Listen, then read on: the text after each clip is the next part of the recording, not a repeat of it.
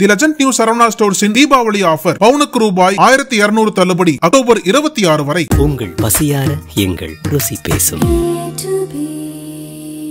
நீலம் studios applause entertainment தயாரிப்பில் மாரி செல்வராஜ் இயக்கத்தில் துருவ் விக்ரம் நடிக்கும் பைசன் காலமாடன் அக்டோபர் 17 முதல் திரையரங்குகளில். எவர் ரெடி ஆல்வேஸ் அட் வார் அப்படிங்கிற ஒரு கான்செப்டுக்கு பின்னாடி ஒரு சீக்ரெட் இருக்குது. டெய்லி ரொட்டீன் இருக்குது, அப்புறம் வீக்லி ரொட்டீன் இருக்குது, மந்த்லி ரொட்டீன் இருக்குது, ஆனுவல் ரொட்டீன். சச்சின் டெண்டுல்கர் வந்து குரூப் கேப்டன், மோகன்லாலுக்கு வந்து லெப்டினன்ட் கர்னலா கொடுத்திருக்காங்க. Dhoni also is lieutenant colonel. போர் வருதுன்னா அந்த மாதிரி நேரங்களில் உங்களுக்கு இவங்களை எதுக்கு யூஸ் படுத்துவாங்க?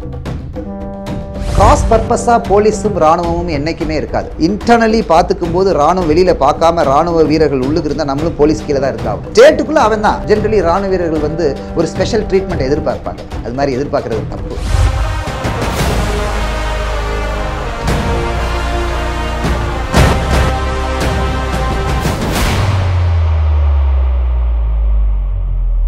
நக்கீரன் நேர்களுக்கு வணக்கம்.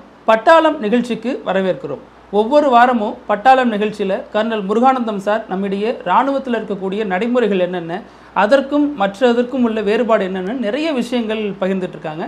அந்த வகையில் இந்த வாரமும் அவங்கள சந்திக்கலாம். சார் வணக்கம். சார் வணக்கம். நிகழ்ச்சிக்கு போகிறதுக்கு முன்னாடி சார், உங்கள் தொப்பி அந்த டிசைன்லாம் என்ன சார்? ஏன்னா போன முறை வந்து நேபாளம் தொப்பி போட்டிருந்தீங்க, அதுக்கு முன்னாடி ரெஜிமெண்ட் தொப்பி போட்டிருந்தீங்க. இந்த தொப்பி எதோட குறியீடு, என்ன சொல்ல வருது சார்? இப்போ நான் வேர் பண்ணிருக்கிற ஹெட்கியர் தொப்பி ஆகப்பட்டது ஹிமாச்சல பிரதேசத்தினுடைய ட்ரெடிஷ்னல் ஹிமாச்சலி கேப் அப்படிம்பாங்க.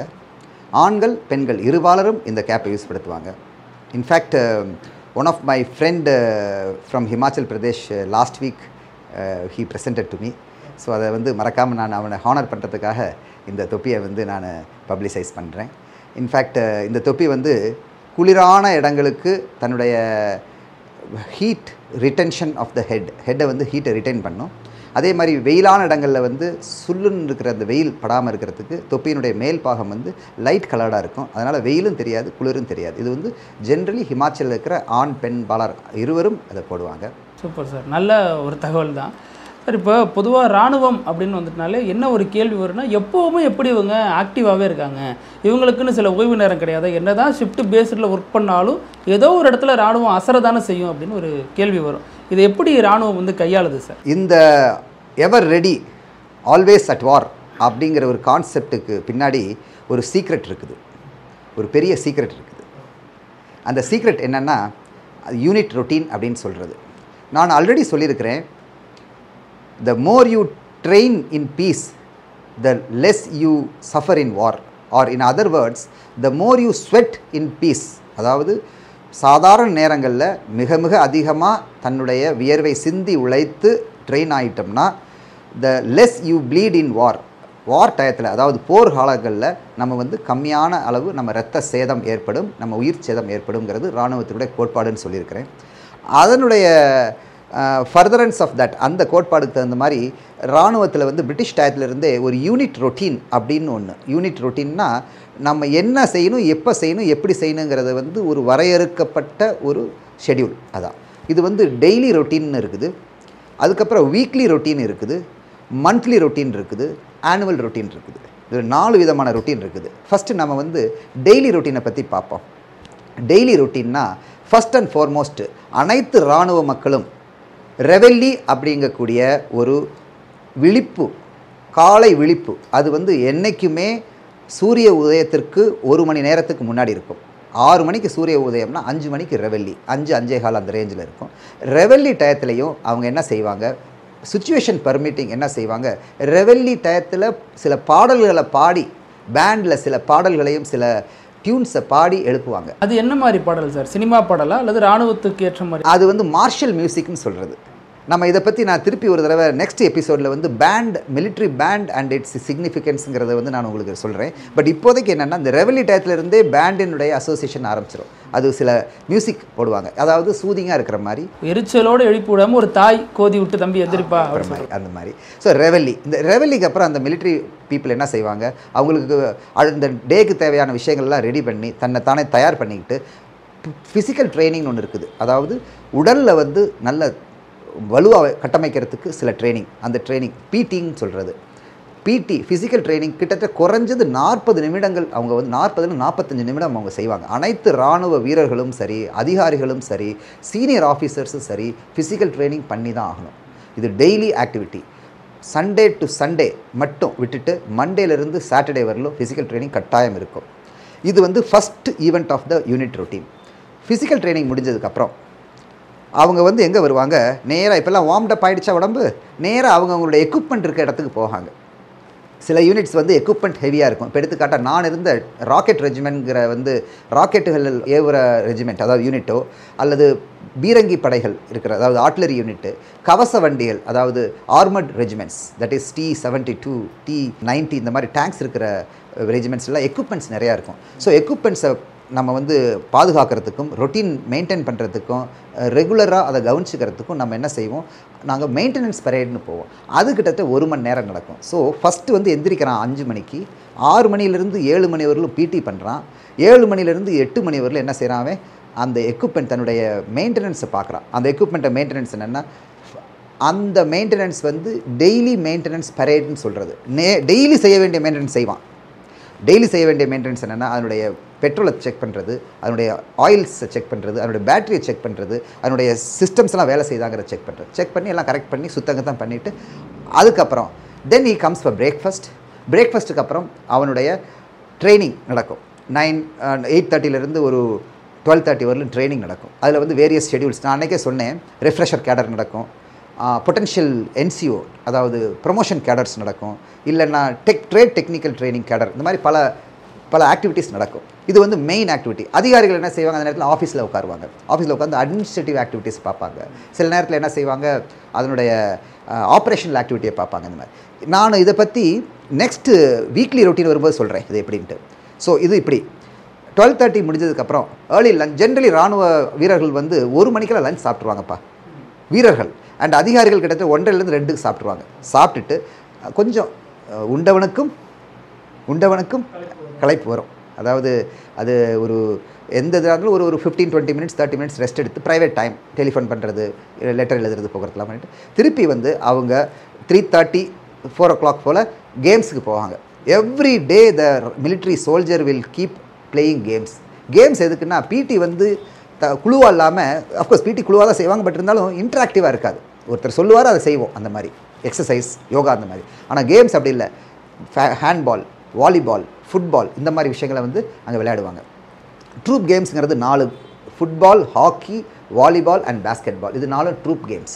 ஆஃபீஸர் கேம்ஸ்ன்னு இருக்குது. அது என்னென்னா டென்னிஸ், கால்ஃப், மற்றபடி டேபிள் டென்னிஸை நாங்கள் இண்டோர் கேமாக வச்சுக்கிறோம். செஸ் அண்ட் டேபிள் டென்னிஸ் நம்ம கேமில் சேர்க்குறதே இல்லை இராணுவத்தில். அண்டு ஸ்குவாஷ், அது ஒரு ஆஃபீஸர் கேம். அதே மாதிரி க்ரோக்கேன் இருக்குது. அது நம்ம தமிழ்நாட்டில் ஜாஸ்தி நான் பார்க்கல. அதாவது மேலட் வச்சு அடிக்கிறது, பந்து அடிக்கிறது, க்ரோக்கே, உடன் பால் மேலட் வச்சு அடிக்கிறது, அது மாதிரி. ஸோ இதெல்லாம் வந்து ஆஃபீஸ். கிரிக்கெட்லாம் வராதா சார்? கிரிக்கெட் வந்து இப்போ கொஞ்சம் வர ஆரம்பிச்சிருக்குது. பட் ஜாஸ்தி இராணுவத்தில் கிரிக்கெட் டீம்ஸ்லாம் இருக்குது. பட் ட்ரூப் கேம்ஸில் கிரிக்கெட், ஏன்னா கிரிக்கெட் விளையாடுறதுக்கு 1 ஹவரில் முடியாது. 1 ஹவரில் உங்களால் வந்து விளையாண்டு மக்களை வந்து டயர்ட் பண்ணி ரிசல்ட்டை கொடுக்க முடியாது. அது எப்படியும் ஹாஃப் டே ஆகிடும். மேபி சண்டேஸ் சில நேரத்தில் கிரிக்கெட் விளையாடுறாங்க. But it is not a grace. Simply it is not a grace in military. இராணுவத்தில் கிரிக்கெட்டினுடைய ஃபீவர் இன்னும் வரல. எஸ், இண்டிவிஜுவலி அவங்க வந்து தோனி, அவங்க வந்து டீம்ஸு, ஐபிஎல் பார்ப்பாங்க. பட் இருந்தாலும் ஆர்கனைஸ்டாக இன்னும் கொண்டு வர இது ஆரம்பிக்கல. அண்ட் அது முடிஞ்ச உடனே, கேம்ஸ் முடிஞ்ச உடனே 4:30-5 மணிக்கு என்ன செய்வாங்க, திருப்பி டீ குடிச்சிட்டு அதுக்கப்புறம் அண்டு 6:30-7 o'clock குளிச்சுட்டு ரோல் கால்னு ஒன்று இருக்கும். இது ரொம்ப ரொம்ப ரொம்ப முக்கியமான விஷயம். இன்ஃபேக்ட் இராணுவத்தினுடைய எஃபிஷியன்சினுடைய மூல காரணமே இந்த ரோல் கால். என்ன நடக்கும்னா, அந்த தலைமையில் இருக்கிறாங்கள, அந்த அந்த அந்த குழுக்கு தலைமையாக இருக்கிறவங்க வந்து எந்த பிரச்சனை நடக்குதுங்கிறத பார்த்து அந்த பிரச்சனைக்கு தகுந்த மாதிரி இன்ஸ்ட்ரக்ஷன்ஸ் கொடுப்பாங்க. நம்பர் 1. அன்னைக்கு என்ன செஞ்சோங்கிறத பார்த்து யார் தப்பு பண்ணாங்கன்னு பார்த்து அவங்கள வந்து என்ன செய்வாங்க, டைட் பண்ணுவாங்க. நம்பர் 2. நம்பர் 3 ரோல் கால் என்ன நடக்கும்னா, நம்ம மேஜர் ஈவெண்ட்டுக்கு நம்ம தயார் பண்ணுறதை பற்றி சொல்லுவாங்க. இப்போ எடுத்துக்காட்டால் ஒரு அட்மினிஸ்ட்ரேட்டிவ் இன்ஸ்பெக்ஷன் வருது, ஒரு ஆப்ரேஷனல் கமிட்மெண்ட் வருது, அதை பற்றி தயார் பண்ணுறதுக்கு சொல்லுவாங்க. அந்த மாதிரி அடுத்து என்ன செய்வாங்க, ரோல் காலில் வந்து சில நல்ல நெறிகளையும் மாரல் லெக்சர்ஸும் கொடுப்பாங்க. எப்படி இருக்கணும், என்ன செய்யணும், ஏன் செய்யக்கூடாது அப்படின்ட்டுலாம். அந்த மாதிரி இந்த ரோல் கால் ரொம்ப ரொம்ப முக்கியம். அடுத்த நாள் செய்ய வேண்டிய விஷயங்கள் பூராவையும் லிஸ்ட் அவுட் பண்ணி அதெல்லாம் கரெக்டாக இருக்குதா, அதனுடைய எக்யூப்மெண்ட் கரெக்டாக இருக்குதா, மேன் கரெக்டாக இருக்குதா, அதாவது time matrix material matrix and man matrix இந்த மூணையும் என்ன செய்கிறது, ரோல் கால் என்ன செய்வாங்க, லிங்க் பண்ணி அதை செட் பண்ணுவாங்க. ஜென்ரலி இந்த ரோல் கால் நடத்துறது வந்து சீனியர் ஜேசிஓங்கிற ஒரு ஜேசிஓ, ஒரு சுபேதார் மேஜர் அல்லது சீனியர் ஜேசிஓங்கிறவரும், ஒரு ஹவில்தார் மேஜருங்கிற ஒரு சீனியர் லெவல் NCO நான் கமிஷன்ட் ஆஃபீஸர் நடத்துவாங்க. சில நேரத்தில் யங் ஆஃபீஸர்ஸ் வந்து ரோல் கால்க்கு வருவாங்க. ரோல் கால் முடிஞ்சவொடனே அவங்க வந்து ப்ரைவேட் டைம், அதுக்கப்புறம் டின்னருக்கு அப்புறம் அதாவது லைட்ஸ் அவுட்டுங்கிறது 10 மணிக்கு ஜென்ரல் லைட்ஸ் அவுட் பண்ணுவாங்க. யாரெல்லாம் எங்கெங்கே டியூட்டிக்கு போகிறாங்களோ அவங்களாம் இந்த ரொட்டீனில் வரமாட்டாங்க. டியூட்டிங்கிறது வந்து இந்த போஸ்ட் டியூட்டிஸ் இருக்குல்ல. ஸோ ஜென்ரலி பீஸ் டைமில் டெய்லி ரொட்டீன் ரொம்ப ரொம்ப தீவிரமாக நடக்கும், ஸ்ட்ரிக்டாக நடக்கும். எந்த யூனிட் டெய்லி ரொட்டீனை நல்லா ஸ்ட்ராங்காக ஃபாலோ பண்ணுதோ அந்த யூனிட்டுக்கு வந்து பெரும் புகழும் பேரும் கிடைக்கிறதுக்கு ஸ்கோப் இருக்குது வாரில். எந்த யூனிட் கொஞ்சம் அதை வந்து லைட்டாக எடுத்துக்கிட்டு யாரும் கவனிக்கலையே, யாரும் பார்க்கலையேன்னா அது வந்து வார் டயத்துலையும் அந்த ஆப்ரேஷனல் ரிசல்ட்டில் எங்களுக்கு தெரிஞ்சிடும். இப்போ இன்னொரு விஷயம், இப்போ மெயினான மேட்டர்லாம் சொன்னீங்க. நான் சுவாரஸ்யத்துக்கான ஒரு கேள்வி கேட்குறேன். ஏன்னா சமீப நாட்களாக இப்போ கொஞ்ச நாள் முன்னாடி மலையாள நடிகர் மோகன்லால் வந்து லெஃப்டினன்ட் கர்னலாக இருந்தார், இராணுவ தளபதி போய் பார்த்தாரு அப்படிங்கிறாங்க. அவங்களுக்கு ஒரு கௌரவ ரீதியாக அந்த பதவி கொடுக்கப்பட்டாலும் அப்புறம் அதுக்கப்புறம் என்ன சார் ஆகும்? ஏன்னா இடைப்பட்ட காலத்தில் அவங்க என்ன பண்ணுவாங்க, இராணுவத்தில் அதுக்கு எந்த அளவுக்கு முக்கியத்துவம் இருக்குது, இல்லை வெறும் ஒரு அடையாளத்துக்கான பதவியா? ஆக்சுவலி நீங்கள் பார்த்தீங்கன்னா இந்த ரேங்க் ஸ்ட்ரக்சரே வந்து பிரிட்டிஷ் டயத்தில், அதாவது கிங் டயத்திலேயே ஒரு கௌரவத்துக்கு கொடுத்தது தான். அதாவது நீ வந்து கேப்டன்னா ஒரு குழுவை தயார் பண்ணி வச்சுருக்கிற, அந்த குழுவுக்கு லீடராக இருக்கிற, அதனால் அந்த கௌரவமாக நீ உனக்கு ஒரு கேப்டனுங்கிற பதவி கொடுத்தோம்னு. அதுக்கப்புறம் ஒரு கர்னல்னா இந்த மாதிரி, ஒரு ஜென்ரல்னா பெரிய குழுக்களை வச்சுருக்கிற அப்படிங்க, இது வந்து அந்த மாதிரி. ஆனால் அதுக்கப்புறம் ப்ரொஃபஷனல் ஆர்மி, ஜெர்மன் பிஸ்மார்க் அந்த டயத்தில் வந்து ஆர்மி வந்து ப்ரொஃபஷனலிஸ்ட்டை கொண்டு வந்தாங்க. அப்போ ஒவ்வொரு தடவையும் பேர்களை மாற்றிக்கிட்டோ அல்லது ஹானரை மாற்றிக்கிட்டு இருக்க முடியாது அப்படின்ட்டு தான் ரேங்க் ஸ்ட்ரக்சரை வச்சாங்க. ஜென்ரல் ஸ்டாஃப்ங்கிற பிரான்ச் ஸ்ட்ரக்சரை வச்சாங்க. ஆப்ரேஷனல் ஸ்ட்ரக்சர்லாம் ஸ்ட்ரீம்லைன் பண்ணாங்க. ஸோ அப்போவே இந்த இது வந்து என்னது, லெஃப்டினன்ட் கர்னல் இப்போ எடுத்துக்காட்டால் சச்சின் டெண்டுல்கர் வந்து குரூப் கேப்டன். ஏர்ஃபோர்ஸ் என்ன செஞ்சுருக்குது, அவங்களுடைய சிறந்த ஒரு பணி கிரிக்கெட்லேயும் ஸ்போர்ட்ஸ்லேயும் மற்ற அட்வர்டைஸ்மெண்ட்ஸ் ஆக்டிவிட்டீஸில் வந்து சிறந்த பணியை பாராட்டி குரூப் கேப்டனாக கொடுத்துருக்காங்க. அதே மாதிரி மிஸ்டர் மோகன்லாலுக்கு வந்து லெஃப்டினன்ட் கர்னலாக கொடுத்துருக்காங்க. அதே மாதிரி தோனிக்கு வந்து I think Dhoni also is lieutenant colonel. இந்த மாதிரி ஒவ்வொரு, ஸோ அவங்க வந்து they are as much part of our system but without any incursion into the functioning. அவங்க ஃபங்க்ஷனிங் இப்போ எடுத்துக்கிட்ட நம்ம ஊர்லேயே SRM இருக்காங்கல்ல, நம்ம அவர் SRM வைஸ் சான்சலர் யார் இருக்கார், டாக்டர் முத்தமிழ் செல்வன். அந்த முத்தமிழ் செல்வன் டாக்டர் சார் அவருக்கு வந்து ஹானரரி கர்னலாக கொடுத்துருக்காங்க.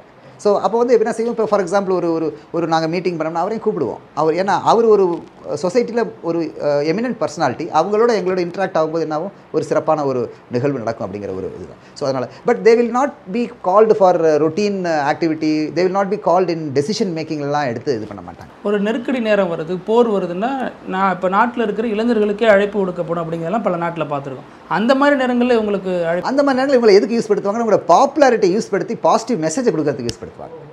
இப்போ சச்சின் டெண்டுல்கர் வந்து ஒரு பாசிட்டிவான மெசேஜ் சொன்னார்னா, சாதாரண நான் ஒரு கர்னலோ ஒரு விங் கமாண்டரோ எவ்வளவு கம்பீட்டண்ட்டாக ஒரு விஷயத்தை செய்கிறத விட சச்சின் டெண்டுல்கர் வந்து மக்களுக்கு ரீச் பண்ணுறது ஈஸி. ஸோ அதுக்காக தான் இந்த there all ambassadors of goodwill and peace and publicity, branding ambassadors அவங்கெல்லாம். இப்போ அவங்களுக்கு சம்பளம்னு கொடுப்பாங்களா அல்லது உங்களுக்கு அனுபவிக்கும்படியான சில சலுகைகள்லாம் அவங்களுக்கு கிடைக்குமா? இல்லை, ஹானரரிக்கு வந்து சம்பளமோ ஒரு ஒரு மானிட்டரி பெனிஃபிட், ஏன்னா அவங்க ஹானரரி தானே.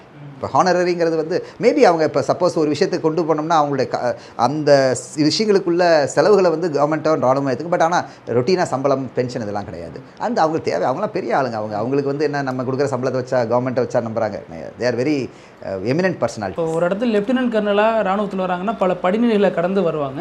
இப்போ இவங்க நேரடியாக அது வரும்பொழுது இப்போ இவங்களுக்குமான வித்தியாசங்கள்லாம் எதுவும் இருக்காதா சார்? இல்லை, அவங்க ஹானரரி ரேங்க். அது ஹானரரி ரேங்க் வந்து அவங்க அதை யூஸ் படுத்திக்குவாங்க. அதை யூஸ் படுத்தி ராணுவத்தை இன்னும் பிரபலமாக்குவாங்க. ராணுவத்தை வந்து ராணுவத்தினுடைய பிராண்ட் அண்ட் இமேஜை வந்து இன்க்ரீஸ் பண்ணுவாங்க, என்ஹான்ஸ் பண்ணுவாங்க. It's a very positive. இது எல்லாத்துக்கும் கொடுத்துட மாட்டாங்க. உண்மையிலுமே அந்த துறையில் சிறப்பாக இருக்கவங்களுக்கு தான் கொடுப்பாங்க. இப்போ எடுத்துக்காட்டா டாக்டர் முத்தமிழ் செல்வன் அவர் வந்து ஒரு over a period of 40 years அவர் வந்து அகாடமிக்கல் எக்ஸலன்ஸ் பண்ணி நிறைய ஸ்டூடெண்ட்ஸ் என்ன செஞ்சுருக்காங்க, அவங்கெல்லாம் வந்து கிராஜுவேஷன் ஆக்கியிருக்கிறாங்க, இன்ஜினியர்ஸ் ஆக்கியிருக்காங்க. ஸோ அதுக்கு ஒரு பின்னாடி ஒரு உந்து சக்தியாக இருந்திருக்கிறார். ஸோ அதனால் அவர் அது பண்ணியிருக்காரு. இப்போ சினிமான்னு வந்ததுனால இன்னொரு கேள்வி வருது சார். இப்போ சினிமாவில் காட்டக்கூடிய முக்கியமான விஷயம், இப்போ மலையாளத்துலலாம் ஒரு படமே பெரிய அளவில் வெற்றி அடைஞ்சிச்சு. இராணுவம் விசஸ் காவல்துறை, அதில் இராணுவ அதிகாரி விசஸ் காவல்துறை அதிகாரி, இவங்களுக்கு இடையிலான இந்த ஈகோ அப்படிங்கிறது ஒரு ஸ்டேட்டில் வந்துட்டால் போலீஸ் தான் பெரிய ஆள், வெளில போயிட்டால் இராணுவ வீரர் தான் பெரிய ஆளுங்கிற அந்த ஈகோலாம் இருக்கும். இது வந்து எப்படி சார் புரிஞ்சுக்கிட்டு? இல்லை, இது ஆக்சுவலி ஈகோவுக்கு வந்து அங்கே ஸ்பேஸ் கிடையாது. என்னை பொறுத்தவரையிலும் என்னுடைய பர்சனல் எக்ஸ்பீரியன்ஸ், நான் வந்து கிட்டத்தட்ட இராணுவத்தில் 22 வருஷம் இருந்தேன். அதுக்கு முன்னாடி இராணுவ என்விரான்மெண்ட்டில் ஒரு 10 இயர்ஸ் இருந்தேன். பட் இங்கே வந்து தமிழ்நாட்டில் வந்து ஒரு இப்போ இட்ஸ் 12th இயர் இன் சென்னை. எனக்கு 13 இயர்ஸ் ஆகிடுச்சு வெளியே வந்து. கிராஸ் பர்பஸாக போலீஸும் இராணுவமும் என்றைக்குமே இருக்காது. ஃபர்ஸ்ட்லி என்றைக்கு இருக்க வேண்டிய அவசியமும் கிடையாது. ஏன்னா மேண்டேட் தனி. போலீஸ் வந்து இன்டர்னலி பார்த்துக்கிறாங்க, ராணுவம் வந்து வெளியில் பார்த்துக்கிறாங்க. இன்டர்னலி பார்த்துக்கும் போது ராணுவம் வெளியில் பார்க்காம ராணுவ வீரர்கள் உள்ளுக்கு இருந்தால் நம்மளும் போலீஸ் கீழே தான் இருந்தாகணும். We are as a citizen we have to abide by police rules and regulations. ஆனால் போலீஸ் எது எக்ஸஸ் பண்ணும்போது வேணால் நம்மளுடைய உரிமையை நிலைநாட்டுறதுக்கு நம்ம இதாகலாம், என்ன ஆகலாம், நம்ம வாய்ஸ் எழுப்பலாம். பட் ஜஸ்ட் லைக் தட் ஒரு பர்சனல் ஈகோ, ஒரு பர்சனல் ஈக்குவேஷன், ஒரு இண்டிக்டிவ்னஸ், அதை வச்செல்லாம் நம்ம வந்து ஒரு பெரிய ரெண்டு ஜாம்பவான்களாக கூடிய 2 டிபார்ட்மெண்ட்டை வந்து நம்ம இழுக்க வேண்டிய அவசியமே இல்லை. இந்த 2 பேரும் அவங்க இடத்துல முக்கியமான நபர்கள் தான். போலீஸ் இல்லை, அதாவது 2 பேரும் complementary. It is never discretionary, it is complementary. 2 பேர் ஒருத்தங்க வந்து இது பண்ணும். இப்போ எடுத்துக்காட்டா, and in fact in the hierarchy of things ராணுவம் வந்து ஹையராக பிளேஸ் பண்ணியிருக்காங்க, அதுக்கப்புறம் போலீஸ். அது இட்ஸ் நேச்சுரல். சென்ட்ரல் கவர்மெண்ட் ஆஃபீஸர்ஸுக்கும் ஸ்டேட் கவர்மெண்ட் ஆஃபீஸர்ஸுக்கும் central government is firstly placed in higher pedestal, state government officers but ஸ்டேட்டுக்குள்ளே அவன் தான். இப்போ எடுத்துக்காட்டா நீங்கள் ஏதோ அன்றைக்கி சொல்லிட்டு இருந்தாங்க, இந்தியாவை பொறுத்தவரையிலும் நம்ம வந்து பிரைம் மினிஸ்டருக்கு கூட நம்ம என்ன செஞ்சிடலாம், பிரைம் மினிஸ்டர் திட்டி கூட கமெண்ட் போட்டால் ஒன்றும் ஆகாது. ஆனால் லோக்கல் கவுன்சிலரை ஏதாவது வாடா போடான்னு டம்னாவே என்ன ஆகிடும், நம்ம வந்து அரெஸ்ட் பண்ணிடுவாங்க அப்படிங்கிறாங்க. அதை அவனால் நம்மளால் வாழ்க்கை வாழ முடியாது. ஸோ டொமைன், போலீஸோட domain very smaller and tighter, ராணுவத்தோட domain larger and wider. So the domain அதை கிளாஷ் ஆகாமல் பார்த்துக்கிறது ஐ டோன்ட் திங்க் ஸோ. தமிழ்நாட்டை பொறுத்தவரையிலும் we have very good relationship with police and military, very good relationship in fact. Nakkeeran டிவிக்கு subscribe செய்யுங்கள். உங்கள் ஆதரவே எங்கள் பலம். ஆசிரியர்களுக்கு நண்பனாகவும் மாணவர்களுக்கு ஆசானாகவும் திகழும் தேர்வு வழிகாட்டி. ஒவ்வொரு பாடத்திற்கும் அனுபவமிக்க ஆசிரியர்களின் துல்லியமான தெளிவான விடைகள். CNC இருக்கு, தேர்வு பயம் எதற்கு? இது தீரன் பப்ளிஷிங் ஹவுஸ் விற்பனை வெளியீடு.